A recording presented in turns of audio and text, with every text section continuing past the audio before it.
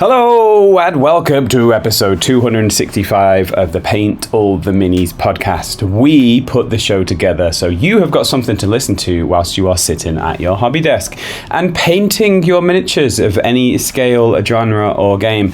Our aim is to have a relaxed and genuine conversation with someone who's as involved in the hobby as you are from any of the levels. The top of the level, the bottom of the level, the middle of the level, the lower middle, upper bottom level, because we all do have our own unique and individual stories. Not quite sure what that was, sorry. So sit at your hobby desk, paint your models, listen to the chat. We really do hope that you enjoy the content. This week I talked to Alex from Storm of Steel YouTube channel. Alex puts together content for games that he loves, often playing solo, and his YouTube channel is one that I particularly enjoy. So if you like the cut of his jib, despite the fact that he's a Yorkshireman, then you can check out his channel. Regardless of any YouTube channel stuff, he is an interesting guy within his own right, and I really enjoyed the conversation. We spent a whole bunch of time talking about Lard games, the cult of Lard, games from Two Fat Lardies, if you're not aware of the cult of Lard. I love Lard games, and you should check those out too if you haven't already. To name but a few, if you're into World War II, you can check out Chain of Command. You can check out What a Tanker, which is a really great game from my perspective, which is just, everyone tends to have tanks kicking around.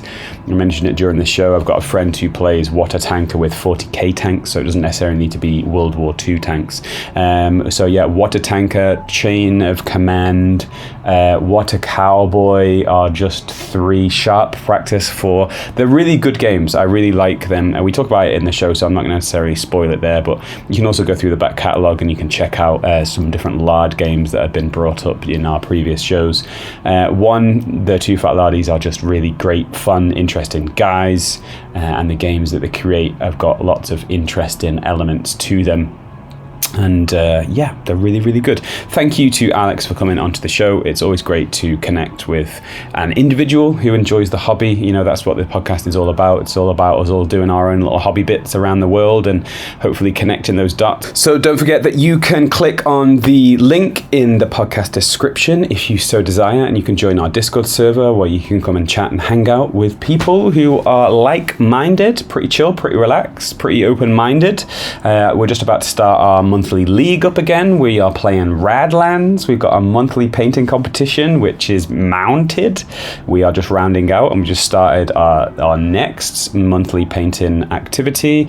And there's a whole bunch of other stuff. There's been a lot of love for, is it Dungeon Crawler Carl? I've not been too deep into it, but on the Discord server, there's a whole bunch of people that have been talking about Dungeon Crawler Carl, both the audiobooks and also the actual physical books.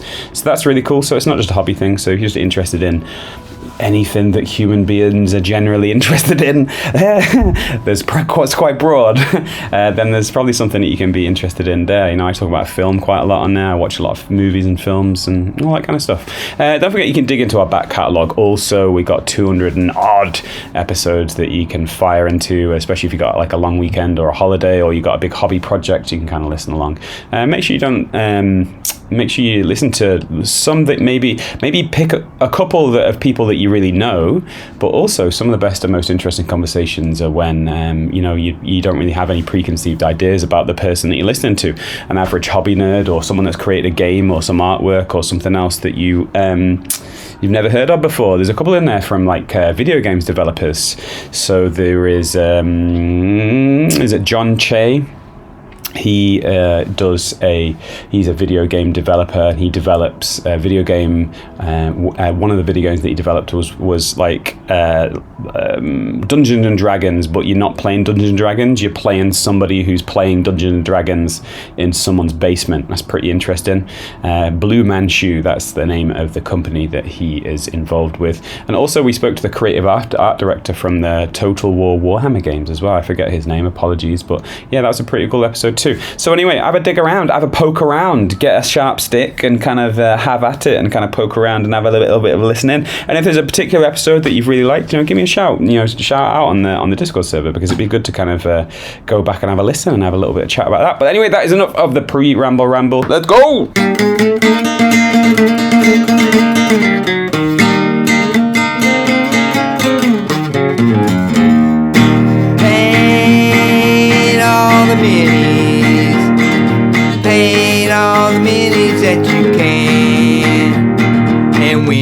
paint your minis. Listen to that podcast with Dan Adams, that is.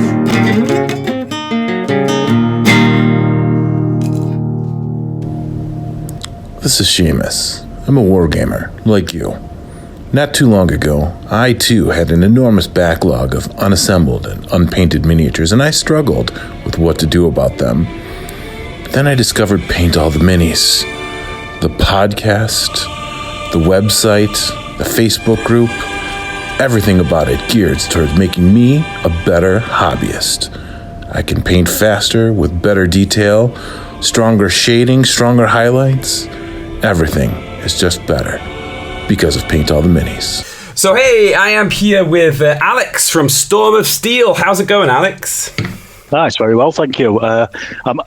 I am recovering from a head cold, but apart from that, everything's grand. Nice. And it's Saturday, which is great. It's Saturday, so first things first. Do you get ill often? Do you find you get ill often, or you're kind of fairly sturdy, generally speaking? We have a bit of a joke in our house that I've got a hardy constitution. Yeah. I used to work outside a lot. I don't so much anymore, so I very rarely get ill. So what happens is when I do get ill, I get very ill. So this has been hanging around for a week. Normally I just brush it off and just crack on. So yes, I'm a bit fed up of it at the moment, but it's on the way out, and I can feel it's on the way out. So no, I don't get ill that often, but when it does come with a vengeance. Yeah, I'm kind of the same. Probably once or twice per year I get under the weather, but then you always get the old, is it a man flu? No, generally I'm a little bit sick. So you are a gentleman of the White Rose, correct? Talk to me about why, as a Red Rose gentleman as I am, tell me the error of my ways. Tell me why the White Rose. It pains me to say this, but tell me why the White Rose is better than the Red. Well, we're on the right side of the Pennines for a start. I mean, that's just simple maths, isn't it? I mean, Yorkshire is just better than everywhere else. I mean, for a start, all right. This is a wargaming podcast, so we've got Sean Bean on this side of the Pennines. You know what I mean? You can't really go better than that, can you? Who have you got in Lancashire? Nobody. I can't think of one person. Well, we've got the Chuckle Brothers as well on this side of the Pennines as well. To me, to you, it just gets better. The list of people that we've that Yorkshire has born and bred is just madness. So yeah, that's why we're better. And also, it's just you cheated in the War of the Roses anyway. So by using Welshmen to kill the best king we ever had, as far as I'm concerned. So. It goes back centuries, this. It does, mate. It does. So people that aren't acquainted, so in England there is Yorkshire and Lancashire. They're two great houses. And there is the Red Rose of Lancashire and the White Rose of Yorkshire. And there's I would say now it's just more friendly banter, I would say. But it's deeply... You say that. Yeah, you say that, yeah. Well, I do need to talk to you for the next kind of 57 minutes, so I'll try and keep it civil. Yeah, we'll keep it civil. We'll keep it civil for a lifetime or so. But yeah, it's a kind of I enjoy it. I think that what I like about the Yorkshire and Lancashire rivalry is that we might have a little bit of banter between us, but it's a little bit like familial banter between brothers. It's like we can banter between each other, but if there's any southern types come knocking, we can come together a little bit more. So all of that rivalry is forgotten, and we come together as the North, right? Yeah, there's only there's only some people lower than the Lancashires, and that's the Southerners. As far as I'm concerned. Right. But yeah, I mean, we were just chatting before we started, and I just spent I just spent a week in your hometown, haven't I, over on the Lancashire side of the Pennines, and that was. Everyone's really incredibly friendly despite my accent, so you can't knock it really. And as you say, we all get on this, a bit of banter, we have a bit of a laugh, and we still remain friends at the end of the day, I hope. That's right. But yeah, it's a deeply ingrained thing. It's interesting. So if you're interested, you probably might have heard of the War of the Roses if you're listening in, especially if you're not from England. But the War of the Roses is a pretty poignant time during English history, and so it's something you can check out. And I'm glad that it's not how it once was, and I'm glad that we can have a little bit of banter between us. But you're from Rotherham, right? So for people that might not have heard of Rotherham, tell me what are the key points, maybe the things that exist there, the food, the landmarks. Why should people be interested in Rotherham? Well, to be fair, as far as I'm concerned, it is pretty much the centre of the universe. But It's probably more well known for casual listeners or people who would never really heard of Rotherham for some pretty disgusting crimes that went on over the last 20 years or so. But I try to put that to one side. Nothing happened, but we have other things that we can be proud of here in Rotherham. One of them being the Chuckle Brothers. I've already mentioned them. The two idiots on TV, on kids' TV for a long time. But also. Donald Bailey, who invented the Bailey Bridge in the Second World War, was from Rotherham, and that was, not war-winning in and of itself, but it was certainly an invention that really helped the war effort in the last years of the war for crossing bridges. Strangely enough, I actually watched A Bridge Too Far a couple of weeks ago, and the Bailey Bridge is like a kind of prefabricated bridge that can be put together to cross various different rivers for various exactly. Yeah. And that, people might know it from A Bridge Too Far. They call it Bailey crap. Bring the Bailey. That's right. Yeah, bring the Bailey crap up. Yes, which makes me wince every time.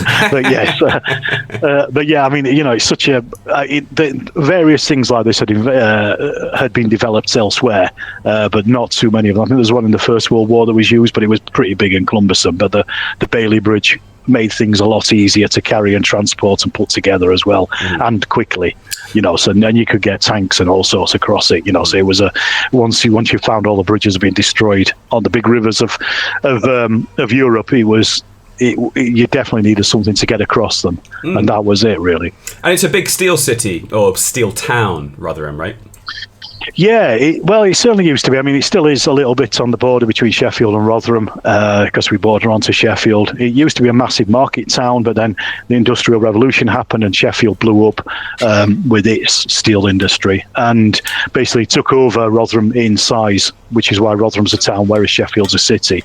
But yeah, Rotherham still has quite a lot of steel industry. And interestingly, one of the few areas that we actually there is steel industry. They were developing some new factories about 20 or so years ago, and I was an archaeologist, field archaeologist then, and I was working on what was a Roman fort at Templeborough in Rotherham, and that's where I met my wife. So I've got the steel industry a little bit to thank for meeting my wife, because if they'd not been developing that, I wouldn't have been working on our site, and I probably never would have met her. So it's again a little personal nod to the town's background as well, at least. That's awesome, man. That's a really good story. And we're not going to talk about this, but I do want to bookend it by saying how much I appreciate the Chuckle Brothers. I know we're not going to talk about this too much, but the Chuckle Brothers are amazing. I think they were on kids' TV for the longest time, and they maybe had 3 or 4 jokes, but managed to spin those 3 or 4 jokes into like a 30-minute kids' TV show, right? Absolutely, yeah, for about 30 years as well. I mean, God knows how they did it.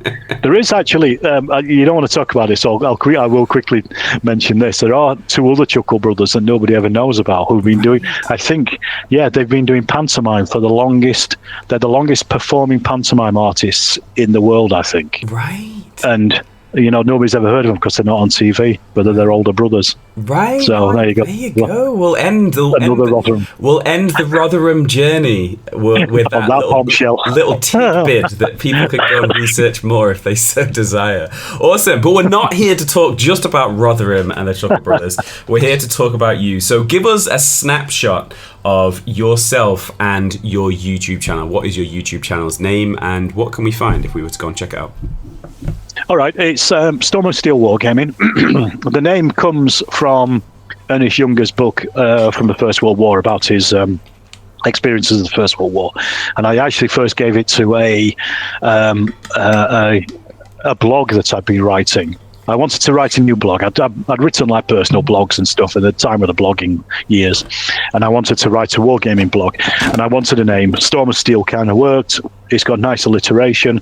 It's a book that I really like. It's from a conflict that I'm really interested in, and it was just really, the blog was really just a way of posting pictures of things I was painting or playing or whatever, just thoughts and stuff about the hobby, and it kind of got, not top level interest, but there was always people reading it. You could always see through the analytics. But then about 2019 or so, I I was at the end of an archaeological career in the field. I don't do that anymore, but I was coming to the end of it. So I was looking around for other things I could do. I was just getting a bit too old for it. It was too cold in the winter. Yeah. My knees are gone, my back's gone, that kind of thing. Mm-hmm. And I was thinking about other ways of actually earning money online. Now, this is going to sound very mercenary, but if I could earn money off a niche wargaming YouTube channel, then I'd love to be doing it, but I certainly can't. But I do it as a hobby these days. But a friend of mine, he started doing YouTube stuff, and he was kind of doing a similar kind of journey as I was, like looking for an alternative career, just doing something else, buying and selling online, making t-shirt designs, all these different kind of ideas really, and just trying to work through them. And he started a YouTube channel, and it kind of inspired me to do something similar off the back of the blog, really. Yeah. And I thought it's a way of, generating a little bit of income, basically having, it takes a while on YouTube to generate income, but, after a certain point you can monetize and all that kind of business. We can talk about that later if you like, but I started initially doing board game videos, how to play videos, because I'd looked around. And at the time, there wasn't a huge amount of wargaming videos out there. There was a little Wars TV guys. Mm-hmm. There was a lot of Warhammer 40k stuff, which I just don't have any interest in. Mm-hmm. But I'm a historical wargamer, just to caveat that. But I couldn't work out really how to do wargaming on screen, if you know what I mean. Yeah. Whereas there was a lot of, board game, and I love board games, but wargaming is my first love. And I was just trying to work out how do you do wargaming, because it has so many variable parts to each rules. Whereas a board game, you can talk about it, you get it out of the box. It has a certain set of rules, has a certain set of parameters. You can, bring those into a narrative quite easily. A war game is a little bit more difficult, because you kind of, you got all these different moving parts, as I said, with rules. And I thought to myself, I'll do a few board game how to plays and stuff. But the thing with board game videos is, I don't know if you're aware, but it's a massive market on YouTube. It's oversaturated. Yeah. Mm-hmm. So, unless you're one of the big creators and have been doing it for 25 years, no one's going to notice you. Mm-hmm. You might put, some of my videos have only got a few views after 6-7 years. Mm-hmm. But I did, as part of this, I did a couple of war game rules that I'd been playing. One of them was Rommel by Sam Mustafa, and I did some combat examples just to show you how combat works in the game. Mm-hmm. And that got, a really big hit. And then I did a how to play I Ain't Been Shot Mum by the Two Fat Lardies, a series of videos of those. I think they're about 10 minutes each, 4 of them, and it was just went through the rules, took the rules and said, this is how you move, this is how you fire, this is how you spot, all the different aspects of the rules. Wrote it all out and just put this video together, and that went, for what my channel was at the time, through the roof in views points. And I thought, actually, okay, there is actually an interest in this. There is a way of doing this. Mm-hmm. So I started to kind of put together this idea of basically, just looking at wargaming as a thing in and of itself from the back of the videos. And the board gaming stuff kind of dropped off a bit more. I still do a bit of board gaming things here and there when something new comes out, for example, but they don't get the same hits that the wargaming stuff does. But then from that, I kind of developed it. And then we hit the pandemic in 2020. Yeah. And there was a lot of people sitting about really at home, not really doing a huge amount. Mm-hmm. People were complaining online saying, I can't get down to the club, I can't play, yada, yada. Obviously, there's much worse things happening as well, but, people were suffering in different ways. Yeah, I get suffering is different levels, isn't it? Mm-hmm. But I thought, all right, I'll do a video, because when I was a kid, I used to do a lot of solo wargaming when I couldn't play with my mates, just testing rules out, or just playing games for the sake of it. And I thought, I'll do a video about solo wargaming. So I did, and that went mad as well, numbers wise. And I thought, well, if I should talk to people how to do it, why don't I show them how to do it? And I made a video just playing solo. And I realized then that I can actually do this myself. I don't need an opponent like Little Wars of TV. They've got a big team of people playing together. I don't need that. I can do it solo. I can demonstrate rules. I can still make all the how to play. And I kind of the videos kind of then. That was a pivot point where the videos kind of went into full wargaming. Okay. Well, let's pause that there. Let's pause that there. So that gives us a really good snapshot of the kind of the thoughts behind things, and we'll get back to that. We'll talk deeper into the YouTube channel and things like that. You give us a really good snapshot there of the channel and a really good idea about what we can watch. But if we went right the way back in time, when did tabletop wargaming first become a thing for you? Is it something that you've always done? Is it something that came as an adult? Is it something that you got at school? When did you first start becoming aware of, and when did you first start getting interested in tabletop wargaming? This is it does go back to basically being a kid. I was always a scale modeler. And I still am to this day. I'm sitting next to a cabinet here full of scale models that I've built over the years. I sometimes do one just as a project in and of itself to, just a nice relaxing thing. Mm-hmm. But I started with the 1/35th scale Tamiya kits and Airfix kits, Spitfires and things like that, when I was a real nipper. I don't know where it came from, where the interest in military history came from, but it would have been at least probably from watching films like Waterloo, A Bridge Too Far, all that kind of stuff, because those things were shown every weekend on TV. Yeah. So I would just lap them up, when I was a kid. My family have got no military background. The closest we have is great-grandfather served in the First World War, and even then it was like the last month of the war. I don't know what he did, but he was pretty instrumental because he ended the war within a month. But, as soon as he went, done. Yeah, literally turned up in France, war's over, Brilliant. Wow. Thanks, George. So I've never had, I've never been in the military. I've never, close family have not served. And so, but it's just, I think it came from films and the historical side of stuff and reading books in the library. Mm-hmm. And I also then started collecting 1/72nd scale Eschi figures, or Eschi figures, the Italian basically copies of Airfix. It was an Italian company similar to Airfix.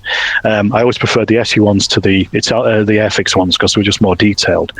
And I used to I had hundreds upon hundreds of Napoleonic figures of theirs, and I'd paint them and I'd research the uniforms when I was a nipper, but I never really knew what to do with them. And it was like you'd get these little plastic boards in the sets, and you'd set the figures up on them, and then that was kind of about it really. But I took these to a class at school, and it was like a show and tell kind of class, introduce yourself kind of thing. And I passed these around the class, and some people, most people feigned interest. Most of them were bored. But one guy came up to me because he was like, it was the first year at the new school, and he'd said, "Oh, have you ever tried wargaming?" And I said, "I don't even know what that is." And he explained it. And I said, "No, I haven't, but let's try," because he'd played war games with, I think, uncles or something, or family members for quite a few years. And he got me introduced to micro tanks, Second World War micro tanks, the ones 1/300 scale stuff. Mm-hmm. So right from the very start, and I was also playing with the Napoleonics as well, right from the very start, I was immersed in the historical side of wargaming. And this is when I was probably about 11 or 12, I think.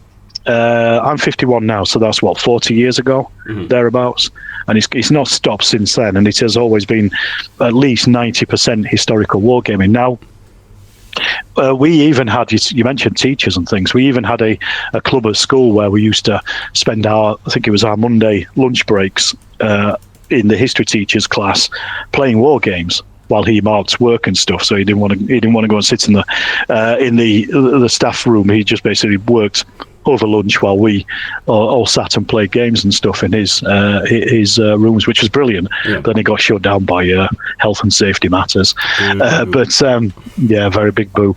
But I remember refighting the Waterloo campaign on the school desks during that. Those times, using these Eschi figures that have been blue tacked onto pieces of wood, because I didn't know that you were supposed to base stuff permanently, because we used to take figures off, individual figures. But it kind of went from there, really. And my interest has always been as a child, and that's the Napoleonic Wars, the First World War and the Second World War. And those three conflicts have always, had a mainstay in my wargaming world, my wargaming time, and they still do to this day. And I've gone through various rule sets throughout the years.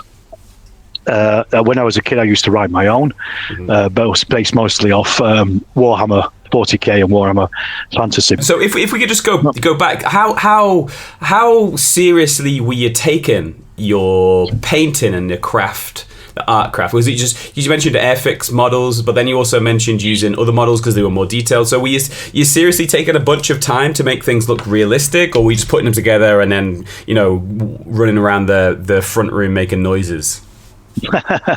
Probably a little bit of a mix of both, to be perfectly honest. Okay. I wasn't a very good painter, but I've always enjoyed painting, and I still do today. I mean, to me, painting is 70% of the hobby.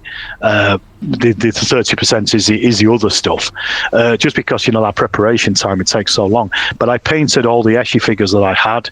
I followed the instructions on the back of the boxes. I read uniform books looking for various different uniforms and things, and I took that very seriously. I tried to be as historically accurate as possible with my painting then, as I try to now, and also with the modelling as well. I was following the various instructions that were in those books as well, just trying to, it's not just the books, but the instructions and things. I tried to get things as correct as I could do, and I had tons of uniform books. I had tons of tank books and things like that. So it was always pretty high in the list of priorities when it came to to having that historical accuracy, even though it's it's a 20mm high figure. Yeah. You mentioned there about playing a lot of school, so you had a good friendship group that would play with you, and if you think about maybe as you kind of progress from school into the world of work, you mentioned that you've always done it, so when you went into the world of work, were you still playing as seriously as you were when you were a kid at school? Yeah. Like I said, we used to spend a lot of our weekends as well playing games where we could, and we had this breakout room basically in the history class to do a wargaming club. But that wasn't the only place we played. I did have a big group of friends. I do remember as well, I think it was either 5th or 6th form, so that'd be 15 or 16. You were given a Wednesday afternoon to kind of pursue your own pursuits kind of thing. Yeah. And you could do almost whatever you wanted to do. If you want to go and do some sport or whatever. And there was about 6, 7, 8 of us who used to get together and we'd do role-playing games or play board games and stuff. And we'd just have a little room to ourselves and we'd just go and do that. So, there was always a pretty hardcore group of us.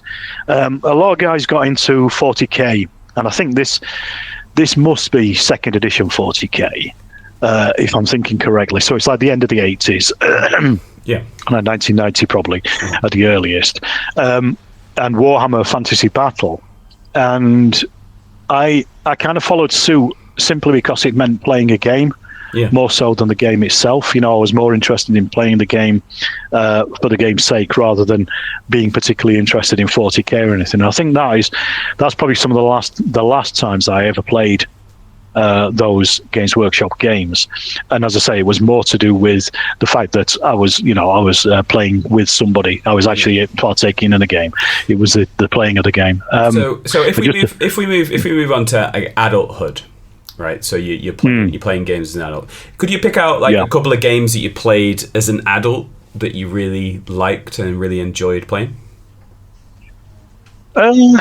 Do you mean in modern times, or do you mean like a 20s, early 30s, 20 years ago or so? Either. I mean, because it's changed. I played various World War II games. One of the ones that I stuck with for the longest was Rapid Fire. And I played that, and I got a group of friends here where I live who we meet up relatively regularly. We played that for, it must be 15, 20 years, I think. But then I found, I mentioned it previously, I found IMB Shotgun by Two Fat Lardies. What we'd already done with Rapid Fire was we'd almost turned it into IMB Shotgun anyway, because Rapid Fire is an I go, you go Second World War game It's, you get to move all your figures, then I get to move all my figures. You might be able to react and stuff. We were getting to a point where I found that pretty limiting in the way of games. And then we found Iron Shotman, which is a card-driven game. So each unit has a card.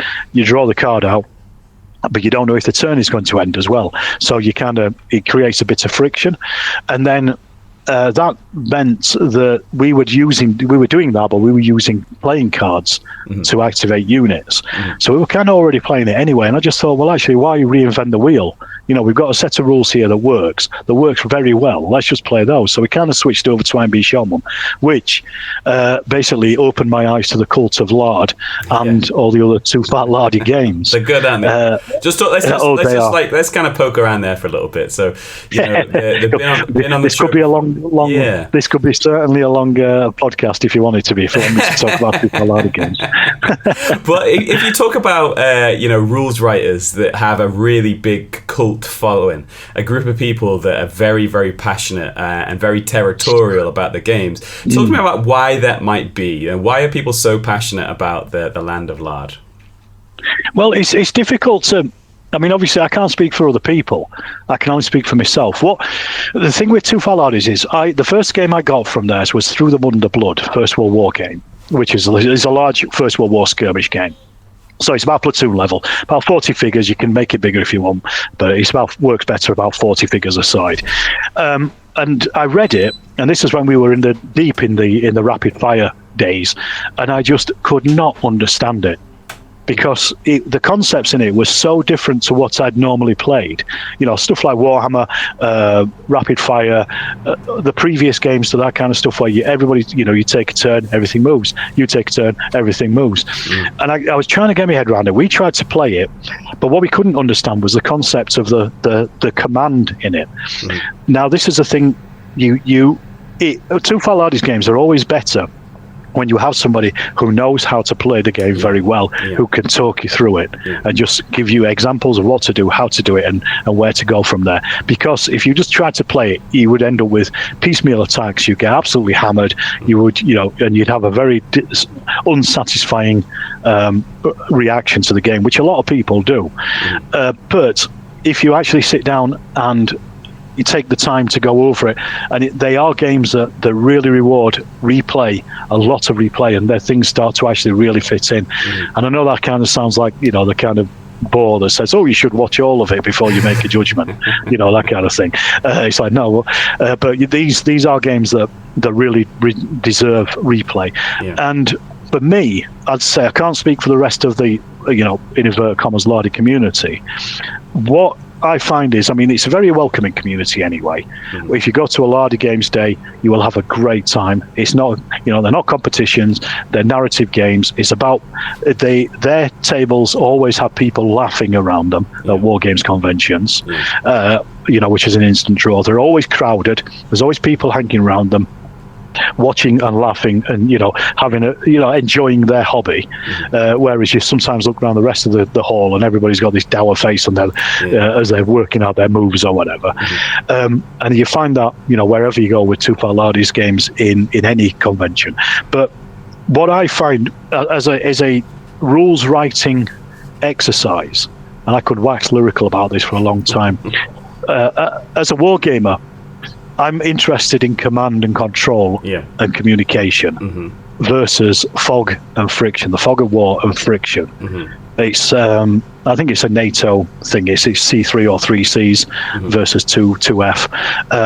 And basically, this is what modern day and commanders throughout the war have always basically relied on. The fact that they need to command their troops, they need to control them, but they also need to be in communication with them. And this is what I think Two Fat Lardies really bring to the tabletop perfectly in the use of what originally were called big men but are now called leaders in chain of command. And the fact that once you activate those people, they can activate people around them so they can get things done better. So, like your squaddies will do what they're told to do, but they generally don't do it very well. Whereas if you get your sergeant in there barking orders at everybody, he can, get rid of their shock. He can then get them to fire. He can then get, another team to move off under covering fire. And you can do all these things, these tactical things that you can't do in other war games. Yeah. So, like, say, for instance, I don't want to slap other war games here, but say, for instance, bolt action, you have a squad, and that is a squad of 10 men. It moves, acts, does all the same things. In Two Fat Lardies in Chain of Command, you have a squad of teams, and those teams, it's generally 2, sometimes 3, they can do 2 different things. So you can put covering fire down with your LMG while your rifle unit is moving, for example, your rifle team's moving. And it's about getting your commanders in the right place. That's the command and the control in the right place to be able to communicate with those people within their command sphere to get them all doing stuff. So, you roll your command dice at the start of the turn. And initially, it might look like you can't do a huge amount, but then you can add them up, and then your bigger leaders, your senior leaders, will step into the fray, and they will say, right, okay, you 2 sections go off over there. This section lays down that's covering fire. So you've then got the entire platoon moving rather than just a team or single teams. So there's all these really good little nuances in it. As I say, I could wax lyrical about this stuff forever. Which it's good. It's good. No, you're right. You're right. I get it, and you've really kind of speaking passionately about it, and you can't see it, you can't hear it, but I'm nodding away in the background, and it's like the Chain of Command is a brilliant game, and it's a really, really good game for many different reasons. And there's things that you can do in Chain of Command that aren't really present in many other war games that I know of, and that in and of itself is why you should maybe give it a go. And you drew a similarity there between bolt action. I do like bolt action. I think bolt action is really a solid game. It's a really good game, but Chain of Command is a very different game, and it's not as if saying Chain of Command is much better than bolt action. They're both different. They're both playable, but they are very, very different. And I think both of those games, because you can use the same miniatures largely, I think that they're just totally different experiences, that you can get really great different experiences whilst also using the same miniatures. And What a Tanker is a really great game too. It is. It's a really, really great game, and that's probably a good starting point for a lot of people from the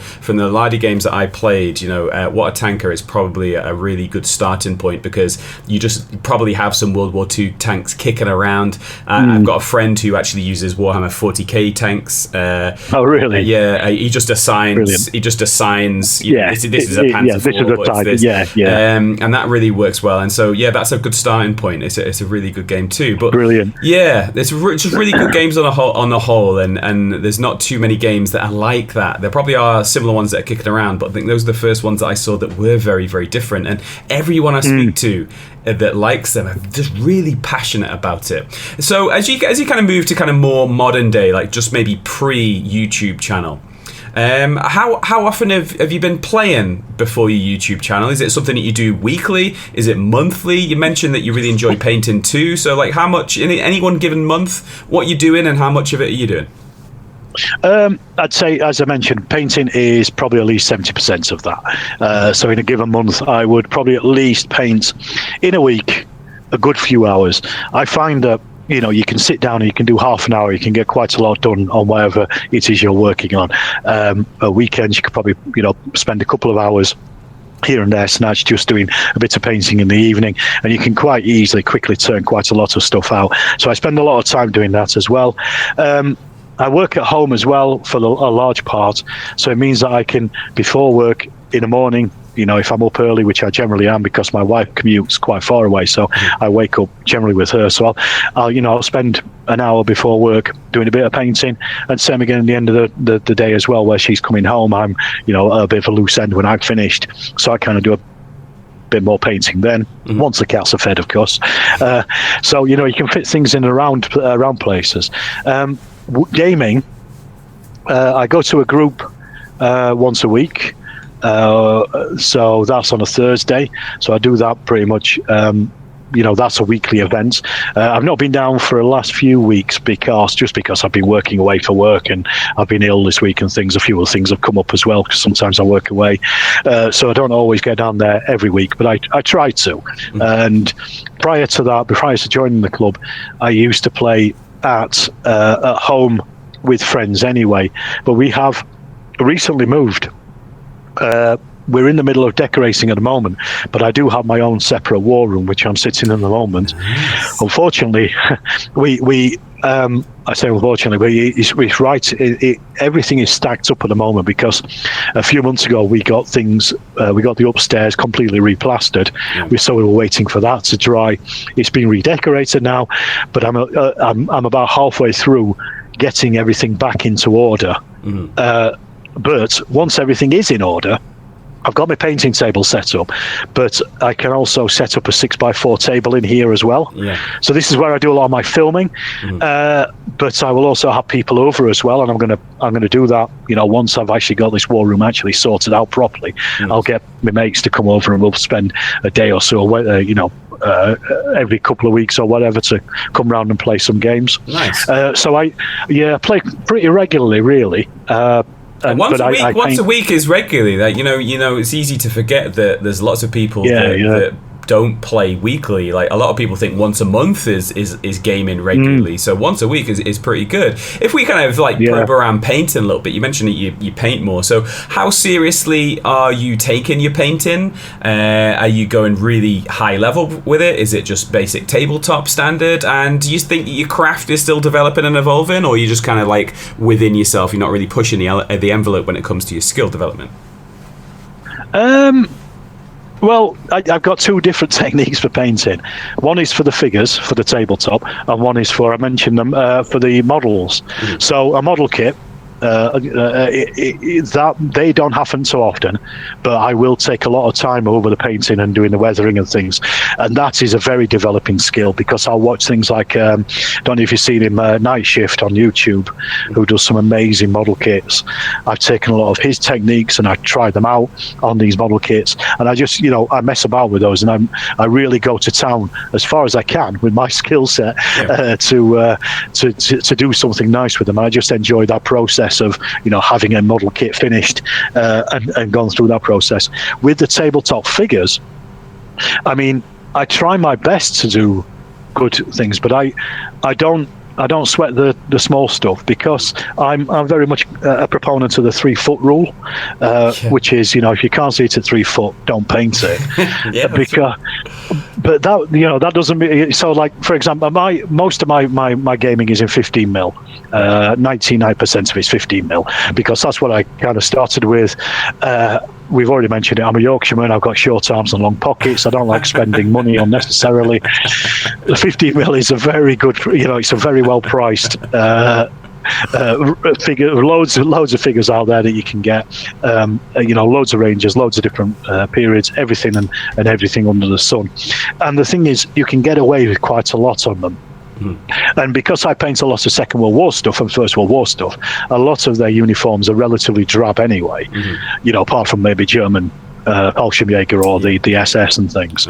But even then, at 3 foot, you can hardly see the patterns. So it's more of an impression of the pattern rather than the pattern itself. And I have a technique, and this includes, I'm currently painting Warlords epic figures for the Napoleonics. I'm working through their Prussian box sets, and I do these in a fast style, which is a style I'm not going to say I developed it. I've probably stolen it from somewhere else. I just can't remember where it's come from. But it's literally, I'll paint the block colours of the uniform and the bits and pieces, and then all the detail. Then I will ink wash it in Agrax Earthshade, let that dry, then just go back with the base colour and just dot in highlights. And it is literally that simple.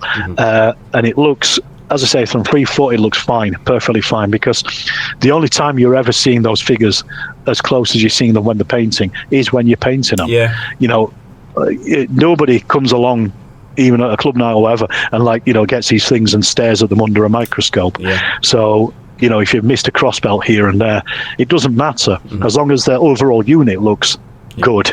So it's perfectly fine. You're totally right. It's really important to note that is that some people sometimes, that especially, I mean, I've seen, and I have a English and a French force for the black powder epic range that Warlord do, and if you if you do them to a crazy detailed level, you'll literally never you'll never get done, or you'll never even start because it's just so overbearing.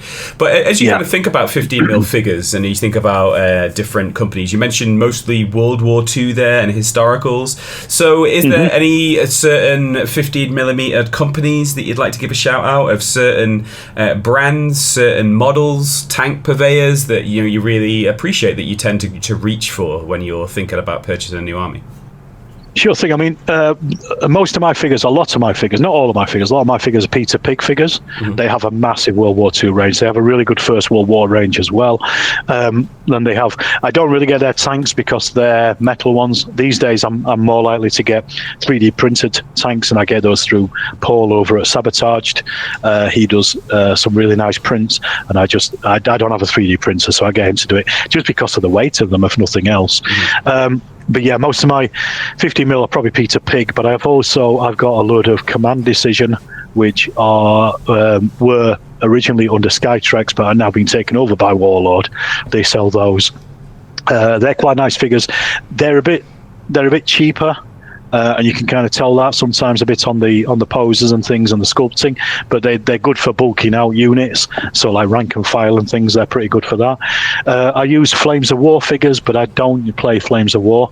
I just use the figures. I just got a load of their new Pacific ones, the British ones. I want to do those as the King's African Rifles platoon for Chain of Command. So I've got a bunch of those. I'm just trying to think of what else.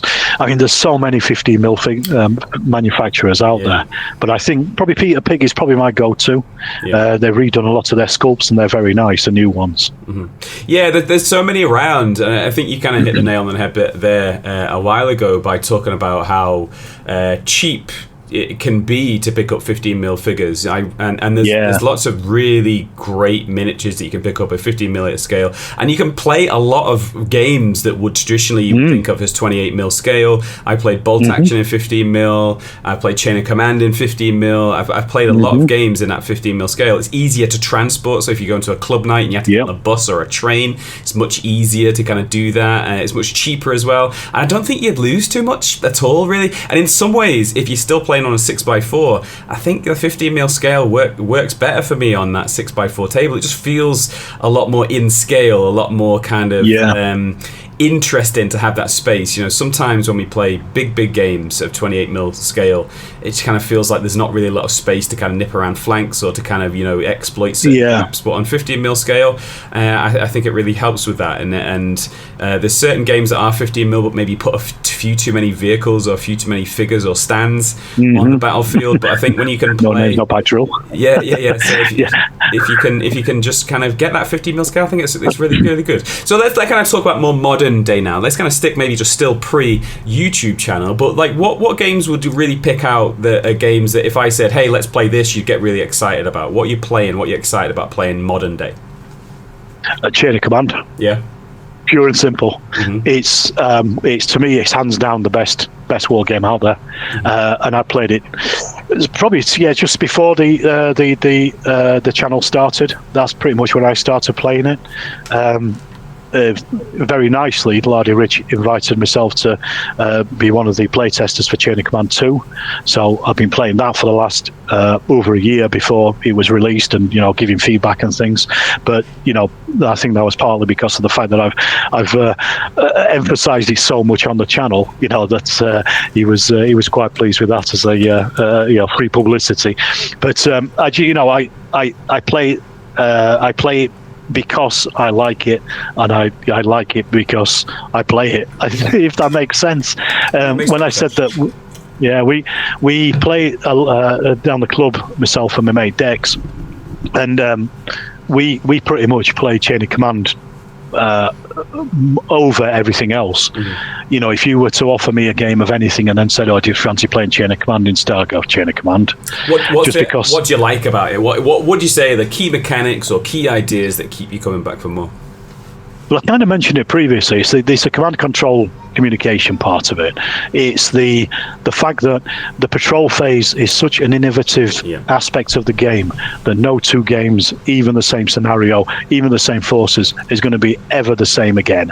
because you will do something completely different, even to set up. So dig around that, because this is a very important thing to understand. Because if we think about traditional war game, it's like you set up the table, you roll to see who's the attacker and defender, you have a 12-inch deep deployment zone, and you both deploy, or you counter deploy. Like, I'll deploy my army, you deploy, I'll deploy first, you deploy second. But the way that Chain of Command does it is very, very different. So just walk us through the patrol phase and why it's so good in your opinion.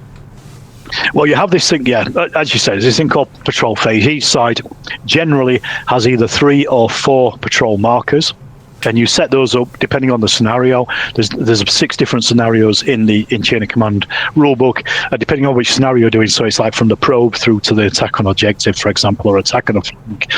You set up your patrol markers within certain areas on the board. Now, these patrol markers, they move up to 12 inches, but they have to remain within 12 inches of one of the other patrol markers on your side. So you're basically moving them, as he describes it, in a chain, the chain of command. And then as soon as you come within 12 inches of the enemy patrol marker, both of them become locked down, and they can't move anymore. So what that does is then it restricts the movement of your other patrol markers, because they can't move further away than 12 inches from that one. So you have this long chain sticking out of them. So it's a bit of a game of cat and mouse.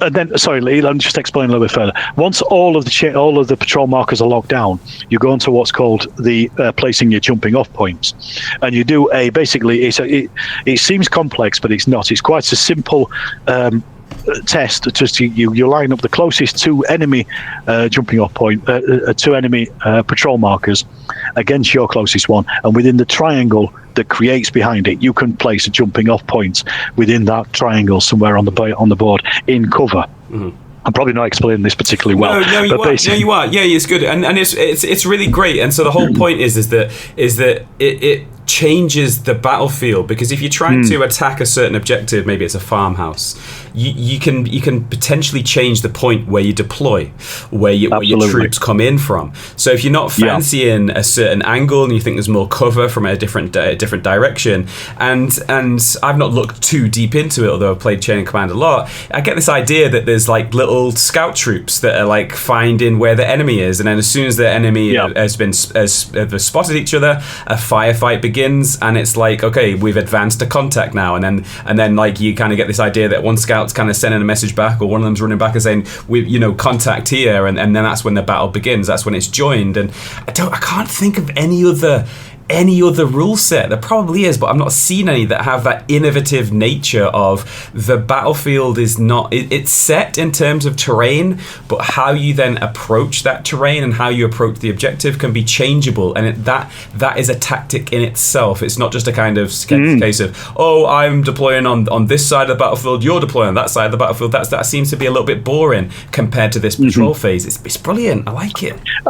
Absolutely. I mean, this is the thing. You could spend an evening just playing the patrol phase, just to see who ends up in a better position. Yeah. You could do it and then just reset it and keep playing it. We've had games where, you have a starting line where your patrol markers start, but we've actually, the entire battlefield has pivoted because you've been able to outflank your enemy on that just in the patrol phase, and you're setting up almost on their what originally was their start line. So you're flanking them immediately, threatening them.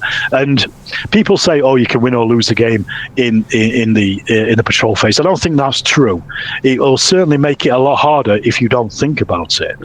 And a lot of people, I've seen it, we've introduced quite a lot of people to Chain of Command down the club, and in their first games they act as though the patrol markers are their figures, and they just push them forward in a line without thinking about it. They're suddenly locked down. They're in a much weaker position than the enemy who's thought about it and gone around the flank and got better positionings, better jumping off points, and you can see that the game for them is a lot harder to play. So it's not just this little thing that's just been added in for a laugh. Gimmick. It's a gimmick. No, gimmick. That's the word I'm searching for. It is actually, it's an integral part of the game that really affects what happens in the rest of the game when you start to deploy on the table. And as you say, I mean, they're described as as scouts, but they are also, what they are is they represent areas where you know the enemy isn't, Yes. but you are aware that the enemy is also, because it's because people always say, well, how have you managed to drag a 75mm gun up to the jumping off point? Well, it's not, it was in ambush, it was already there. It just hasn't appeared on the table yet. That's all it is. But yeah, the name patrol phase is a bit of a tongue-in-cheek name, because people do think, it was only 3 scouts. How have they got their 88mm up there? It hasn't happened. It's more abstract. It's more abstract. Yes, abstract. But anyway, exactly. let's get onto the YouTube channel then. So you kind of gave at the start of the show, you kind of gave us an idea of how the YouTube channel began. You mentioned board games, and then you kind of moved into more war games. Then you mentioned solo stuff. So if we were to go onto Storm of Steel YouTube channel right now, what would we see, and what do you like to produce, and what is the intent? Well, the last video I put out on Friday was an interview with Dave Brown, who wrote O Group, Second World War battalion level game, and also General d'Armée 2, which is a Napoleonic battalion divisional level game, both of which I'm a massive fan of. So I did an interview with him about history and wargaming and how you recreate it on the tabletop as an author, as a rules author. Prior to that, I'd done a General d'Armée 2 battle report, and also prior to that was a Black Powder battle report using the same scenario. I wanted to see how the 2 rules worked against each other, because I'd not really used Black Powder before. So you will see a lot of games reports, battle reports, quite a lot of chain of command, but all across the Two Fat Lardies stable of games for things that I have. So, Iron B Shot Mom, Bag the Hun, this is not obviously chain of command, various other Through the Mud and the Blood, trying to think of other stuff as well that they've got that I've done, but there's a huge range of them. I've tried to put them into playlist as well so you can find them, but I've also got a lot of how to play and tactical examples as well. So like chain of command, I've done a couple of videos very specifically on the command dice, because a lot of people don't always understand it in their first games. I've done about movements in chain of command as well. So I like to do those kind of instructional videos. I've done lots of reviews of various rules and things. I don't always do flavor of the month when it comes to wargaming. I do stuff that I'm interested in, because I've done it in the past where somebody has sent me something that I'm probably not 100% committed to or interested in, and I find that I don't give it my all, and I can't always say something about it. Like never mind the Bill Hooks, for example. And not that it's a bad game. It's the best name. Not that, it's the best name. It is a great name, if nothing else.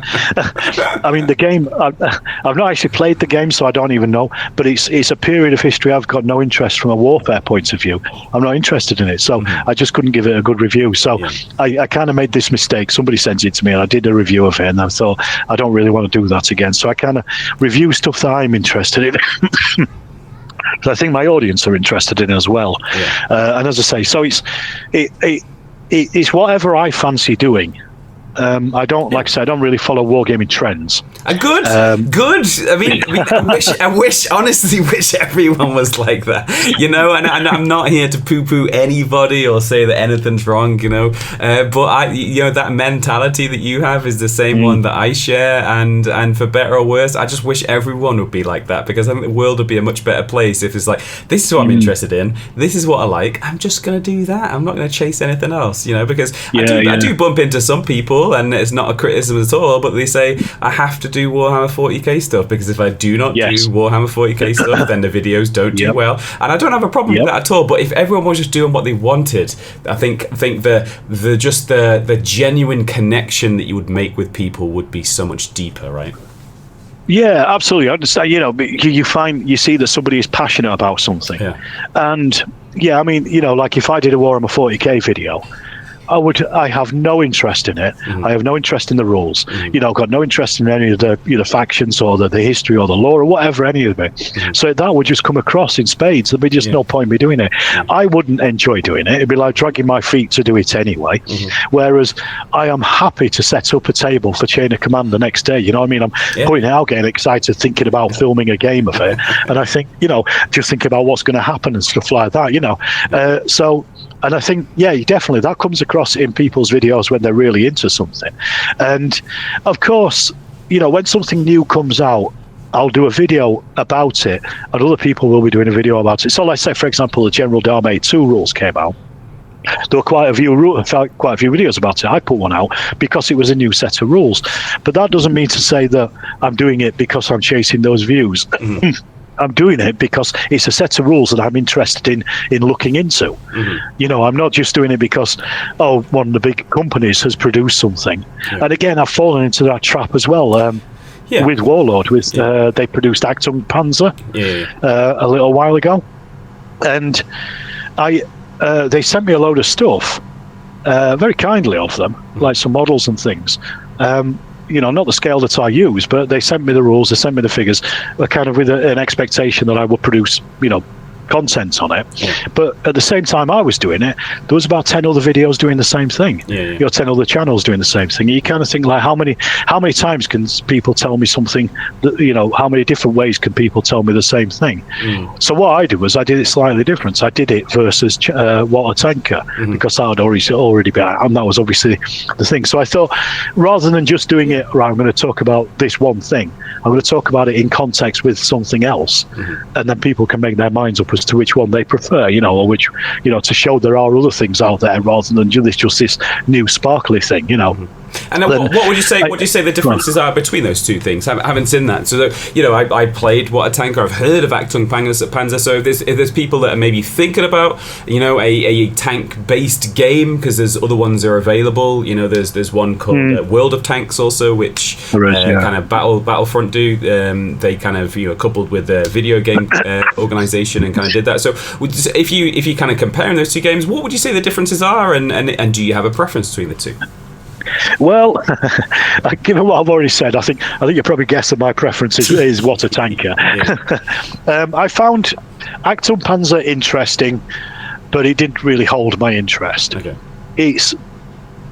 I find with Warlord games, I don't want to slag people up, and I don't want to attack the rules writers because they spend a lot of time doing these things. I find Warlord stuff is relatively basic. It's an introductory games to historics, which is grand. They have a place, they have a line within wargaming. That's fine. But I found Achtung Panzer to be slightly clunky. There was a lot of messing about with it. Water Tanker, it has a certain amount of clunkiness, but a lot of that has been smoothed out in Water Cowboy. Yes. And there was a few things I've changed in Water Tanker, like activations and things. But overall, as a game, it adds that friction to the battlefield, which is missing in a lot of war games. So, if I recall correctly, in Achtung Panzer, again, you can, when it's your turn, you can pretty much do everything you want to do. Yes.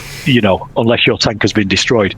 In Water Tanker, you roll your dice, and then you have to work out what you can do with that hand that you've got. But I like that. Yeah, I like that too. Because it's like your bad guy pops out, and you'd not loaded a shell, and it's like, no, I need to shell in the gun. So I quite like that, because it leads to a few situations where an opportunity presents itself, and you may or may not be able to exploit that opportunity. And there's times where I've kind of scooted between cover, and someone's not been able to pop me, and it's like, but then equally, I've had that other side of the coin where it's like, I've really wanted to exploit an opportunity, but I just cannot. And I quite like that, though. I'm not saying it should be a simulation of life, but I kind of quite like the fact that, in my life, there's loads of times that I would have really liked to do a certain thing, but you know what? I don't have the time for that, or I don't have the money for that, or I just missed that opportunity. So I like that imperfect situation, because when you do something really good, it means more. Yeah, Richard Clark has explained this, ad infinitum anyway. Two Fat Lardies use a variable movement system. You basically roll the dice and see how far you move. the faster you're moving, the more dice you roll. So you can work out the odds of you crossing a road. You know, you roll 2 dice, you're going to get 7, more likely to get 7 or above than anything else. So if you're within 7 inches of something, you might reach that wall. Excuse me. And people always say, oh, it's just random movement. But it's not. It is also, it is the enemy reacting to you as well at that point. And this is something that, you know, moving 6 inches, just moving a flat 6 inches completely misses out unless the enemy is already. And it's like, you know, all these things are happening on the battlefield that make it incredibly confusing for people. And as you say, you know, if the loader hasn't loaded, it doesn't matter if they're aiming at somebody. You know, it makes no difference. You know, that shell just isn't in the barrel at the time, and that's what's happening. That is what he's simulating. And I think they're random, not random, but variable aspects of friction really bring that to life on a battlefield. And that's, you know, that's the thread that runs through all their rules anyway. So that's why I like What a Tanker much more. It adds that level of interest. You know, I'm not sure how much of a soccer fan you are, a football fan, or people listening along, but you know, for me, I don't really watch the Premier League anymore because the top teams continue to get better. The lower teams kind of steadily drift away from the top teams for various different reasons that there's no need to get into here. So I just lost interest. And so it's like, what makes games interesting? What makes sport interesting? What makes spectacles interesting? Is it like you can maybe predict what might happen within a certain reason, but on any one given day, you never know what's going to happen. And there's a famous American saying, like, on any given Sunday, you're going to win or you're going to lose. And that's the thing. I think if games are too predictable, too easy to call, and they fall exactly how they should do, I think that's when they get a little bit boring, and that's when people lose interest in them. So it kind of keeps that interest, I think, which is great. Yeah, 100% agree. 100% agree. And I think, because you have all these various factors going on, you can plan, but the plan, you know, you have to replan if your plan goes out of the window. Yeah, and it does. I with what my job, I kind of mention this all of the time. It's like I can never think of a plan I've had in my life that remained intact. And it's a famous army saying, isn't it? You know, no plan survives first contact with the enemy. And another saying is, everyone's got a plan until you get punched in the face. And I really like that makes its way into the Two Fat Lardy games. It's yes, 100%. Anyway, back onto your YouTube channel. So, what about? No, it's good, man. It's a great conversation. I really appreciate it. I could talk about stuff that's not you for ages, but it's your show, so I don't want to blow your candle out by talking about Rich Clark the entire time. So, if we were to kind of think about the future of your channel, you mentioned solo war games. You know, you mentioned that during lockdown. Is that still a thing? And then also moving forwards into the future, what can we expect in the future with the YouTube channel? Yeah, majority of my battle reports are solo. The reason I did that is because my close mates who I war game with, I mean, obviously it came out of the pandemic anyway, but one of my mates, he doesn't want to be filmed, doesn't want to be on camera. Also, you know, he uses games as a bit of a social thing, so we just sit down and talk for half an hour about something completely random. One of my other mates, Dean, he started to appear a bit more on camera. I've done quite a few games with him, but obviously just squaring up and getting our calendars in order is quite difficult. I have considered playing games with Dex, filming games with Dex down at the club, but Dex only gets to play once a week at the club, and I kind of think setting up to film a video takes away from his enjoyment of his hobby, and I don't want to do that. Also, there's all the other factors, you know, there's the noise, there's the environment, there's all those kind of things going on around you. You've got to, you know, lighting and all that stuff. I can control it here. I can't do it at the club. So it just makes sense for me to play it as a solo game. You know, I've played solo games ever since I was a nipper. I mentioned it, so I'm pretty good at solo gaming and just playing each side for the best. You know, I don't need any particular mechanics to make it into a solo game. I just, once it becomes one turn side, I play as best as I can for them at that turn, how I would play it if I was playing them as an individual. I think it's also important because, you know, there's a lot of times where I put a bat rep on while I'm painting to reinforce my understanding of the turn structure, the mechanics of the game. So generally speaking, I'm not typically watching a battle report to be like, ooh, who's going to win? Is it this guy going to win? Or they're going to win? Yeah. It's more just kind of like the general interest of how the game flows and develops. So I guess in that sense, where you're doing it, if it's more of a controlled environment, I guess lots of people can still do the same thing that I'm doing, which is the mechanic, the flow, the kind of, the key details, and you don't lose much by you playing yourself, right? No, absolutely not. I mean, again, I'm a narrative player, I'm not a competitive player. Again, Two Fat Lardies, it's all about narrative. It's about, I'm happy to lose a game if the game yourself. has been fun. You always win. Against yourself, yeah. I always lose. You always win. 100% record. but playing against friends, I'm happy to play. I'm happy to lose as well. If the losing well is better than winning badly. Yeah. And I'm not playing the game just to win it. I'm playing the game to see what the middle part of that game is. Yes. And see how we get to that end. And obviously, they sometimes end up quite different to what you expect. Of course. But yeah, even as a solo gamer. Sorry, lost the thread of my thought there. But what I do with my battle reports is I will narrate them as I'm playing them. Yeah. So the filming of it is quite a complex.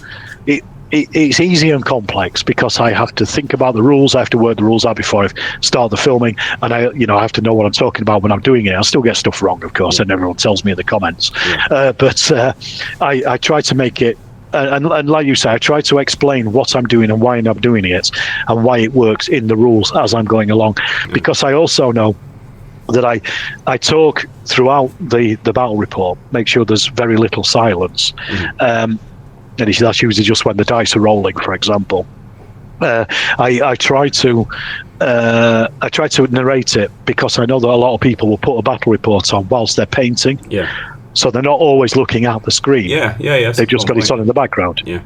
And so if I can keep the narrative going for the hour and a half that the battle report is, they can still keep in with the game as it goes along. Yeah. And then every so often I'll stop and I'll just do an overall sit rep of what's happened, where we are.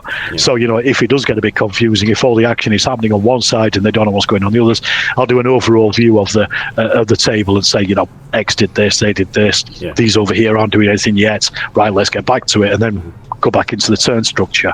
So I try to do them relatively structured in that way, and with the idea that people aren't 100% watching, but they do have it on in the background, so they know at least what is happening without having to watch it, full on. Yeah. And I know people tell me I do that, so I do, have this idea of that's how I try to approach it. At least that's my way of doing it.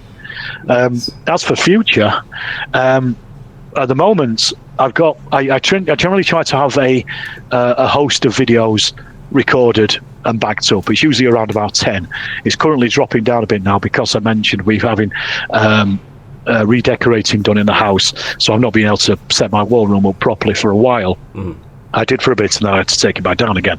But I'm looking in the next few weeks, hopefully I'll be able to get back to it. I've also got some time off in lieu from work which I will take rather than my annual leave, and I will then film a handful of videos, which I will then edit over the next few weeks.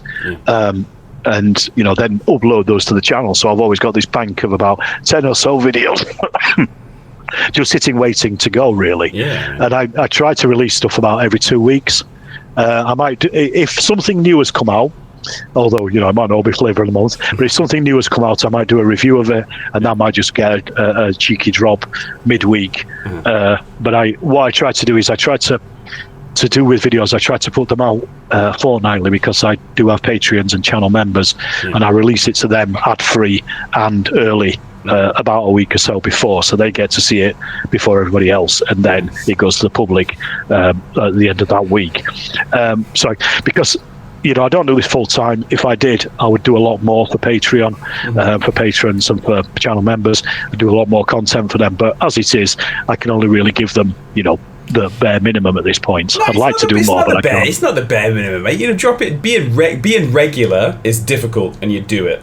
right? And then putting your heart and soul into something is difficult, and you do it. So it's a massive success, you know. So don't belittle it, mate. You do a lot, and you mentioned there about being, significantly in advance of where you are right now, and I do that, and I know how difficult that is too. It takes a lot of time, it takes a lot of organization, it takes a lot of diligence, so patience as well, because you think something should go out, you're like, put this out, but hold on. True.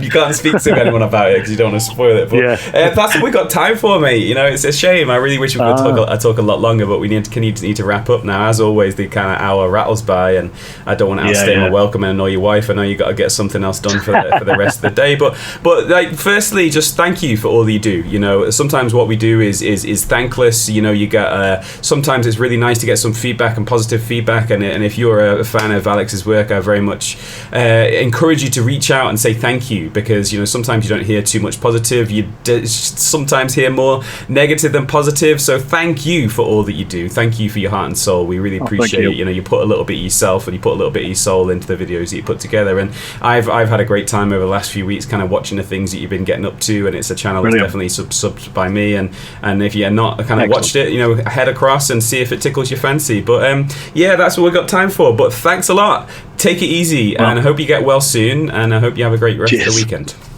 Cheers, and thank you to you as well, Dan. Thanks for this opportunity. It's been excellent. Thank you very much.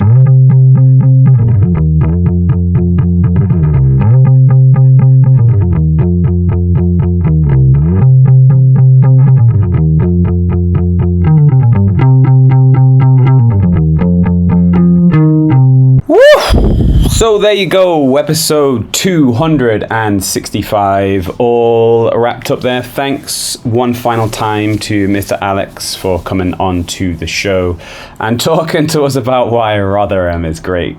Rotherham is one of those places that is awesome. I really like people that are from Rotherham, because if you look at it on a map, it's not particularly great in terms of, like, you don't think Paris, New York, San Francisco, Rotherham, but I really enjoy talking to people from Rotherham, generally speaking, or just places kind of like that, because they're like really happy and proud of the places they come from, and I really like that. It's something that's really, really cool. Not all of us are fortunate to kind of live in these amazing world places that everyone knows and we see on film. Like, you think of like San Francisco, for example, how many like disaster movies or movies have been made in like San Francisco or kind of like New York or whatever, and then you got Rotherham. There's going to be no movie about the earthquake that may potentially end the world in Rotherham. And I say that as a person that's from a place that's exactly like Rotherham, just on the other side of the hills that Alex called the Pennines, which is right. There's kind of like a set of hills that go down the middle, the spine of England, called the Pennines, and he's on the east side of that, and I was born and grew up on the west side of that.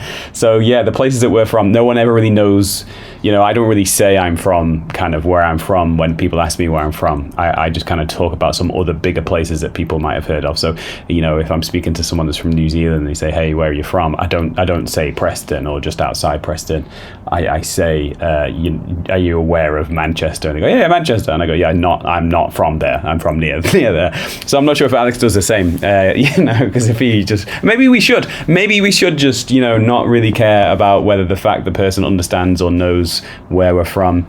Maybe I should just say, yeah, I'm from Preston. But my response is usually born of the fact that I want to be efficient with my communication, and they say, where are you from? If I say Preston, they're like, hey man, I never heard of Preston, where's that? Or something. So yeah, I tend to kind of just stick to places that they've probably heard of. London, London? Yes? No, I don't live there. I live about 3.5 hours northwest of there. But yeah, so going back on, this is called the Post Ramble, of course. But I do like speaking to people that are from these smaller towns, people outside of that county might not have heard of. That's really, really cool. So yeah, good YouTube channel, really, really good guy. Just a nice chat, nice time. Hobby stuff going on for me. I have been painting some, still my Greyjoys. I've kind of taken a little bit of a slower route with those this week because I've been doing basing for those, and my wife has been helping me out with doing a little bit of basing, so they've been on her shelf mostly this last week, and so that's cleared the desk for me. So I've been painting some Tully Cavaliers for a song. A Song of Ice and Fire. That's it again. I'm being painted a Song of Ice and Fire. This is where people just turn off the post ramble. I'm going to turn off the post ramble as soon as he mentions A Song of Ice and Fire for the first time. As soon as he mentions it for the first time, that's me. I'm done. I'm out. I'm punching my ticket, and I'm seeing you later. But yeah, I've been painting some Tully Cavaliers. So the Tully Cavaliers are a cavalry unit with big hefty spears, and they've got some nice flowing tabards on the horses. They're pretty cool. I like cavalry units in A Song of Ice and Fire because there's only 4 of them. I don't want to get on my high horse. See what I did there. I'm not going to get my high horse about A Song of Ice and Fire more, but I love the fact that in cavalry units there's only 4 of them because it's no drama. 4 horses. I painted up all the horses now, their hooves, their tails, their manes. I spent the most time on their head and the neck. I wanted to get a nice little transitions from light to dark in terms of their fur, and also how the light may potentially be catching it, but not in a realistic way. Just a case of it's just a little bit interesting to look at the neck instead of just being it's just flat brown. So I painted all the horses and the hooves and the fetlocks and all that shiznick, and moved on to the tabards now. So the Tully Cavaliers are kind of two-toned tabards, and clothes is a kind of a burgundy pinky colour, and then there is a watery blue colour. If you know anything about Game of Thrones, the Tullys are kind of in the Riverlands, and so a lot of their associations are river-based, fish and stuff. They've actually got fish on their battle flags and on their shields. So I'm just kind of slowly building up that. And it's really nice. Like I said, with 4 models per unit, it's no drama really. It's pretty easy. Even with the units of 12, man, it's pretty good. It made me think of multi-base in Kings of War. I really like that concept that you just have a whole bunch of people and you may or may not need to remove them. But, units of 12 guys for infantry and then units of 4 for cavalry. I don't think you need any more, really. It made me think about other games that have, huge amounts of miniatures, do you need them? You obviously need a certain amount to have this idea of, there's a helicopter going over. I'm not sure you can hear that. Sound is becoming an important part of the podcast that quite a few people have been talking to me about, or in skits also talking about the noises and complaints. There's been a number of complaints, a number of observations, and a number of skits recently over the last 4 months about the sounds in the background of the podcast, and that kind of makes me want to do it more. So there was a helicopter flying over there, so I'm not sure if you heard that, but yeah, that's just where I live. I think even if I could afford and could be bothered to make some sort of studio, probably wouldn't. I think the noises are part of what goes down. It's an imperfect capture of the sound stage that exists in my life. So the Tully Cavaliers, nice moving through those. Not sure what I'm going to start next. No idea. I've got a game tomorrow morning, so I've finished my list just before. So as soon as I finish this, I'll be checking out all of the units to make sure I've got them all the attachments. I'll be getting that ready. I've spoken quite a few times to Matt McLean, who does the Bedroom Battlefields podcast, and when we've spoken, we're talking about how to game effectively and efficiently. So as soon as I finish this, I'll be getting out all of my units, all my attachments, all of my NCUs, getting out all the cards that I need, checking the cards are all up to date, because what A Song of Ice and Fire does really well, in my opinion, it's like a living rule book and like a living thing, and you can download the new rule books and download any stat changes to any of the units that you use for free. So I'll be going into the app, which is an amazing app called War Council, and I'll be checking off my cards for the units that I want to use tomorrow with the current cards on the app, and then if there's any discrepancies, I'll be printing those off, getting me old Pritt stick out, and I'll be sticking it on and putting it back in its card sleeve to make sure that I am all up to date for my game. I'm really looking forward to it. I've been playing Starks for the last couple of games, so I'm playing Starks again, and taken three wolves, 3 dire wolves. So 3 dire wolves is the most that you can take in a Stark list. You can take 1 from Bran, who I believe is called Shaggy Dog. You can take, nope, that's incorrect. You can take one from Bran, which is summer. You take one from Rickon, which is shaggy dog. And you can take one from Rob Stark, which is cold. Don't know. Dude. Absolute fail that. 2 out of 3 ain't bad. Feel like a song coming on, Mr. Meatloaf. Other dire wolf. And so that's pretty interesting. So it's a pretty high activation list if you know anything about A Song of Ice and Fire. Is it going to be strong enough to stick around? Don't know. Is it actually going to do anything in the game? Don't know. But for me, that's part of the fun. I just thought, wouldn't it be interesting to see what happens when you bring 3 dire wolves to the party? And there's a 40-point game, and so there's 9 points of direwolf there. So nearly 25% of my points total for the game is tied up with furry wolves. So if you're not a Song of Ice and Fire guy, swing by the Discord server. It'd be good to have more kind of, general. I'm saying this, but probably everyone else will go, no! But it'd be nice to have some more A Song of Ice and Fire related conversations with various people, both painting and also bat rep experience and all that kind of stuff.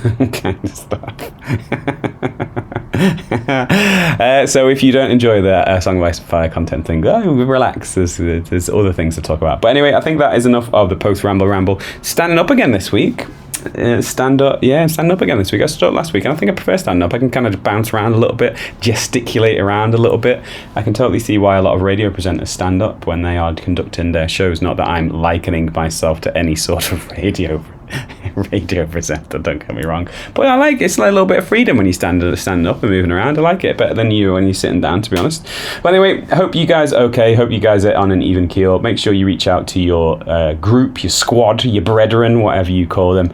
And if you don't have a squad, if you don't have some brethren, then reach out. I can be part of your team, man. I care about you and I care about your hobby, and I'm interested in seeing what you're up to.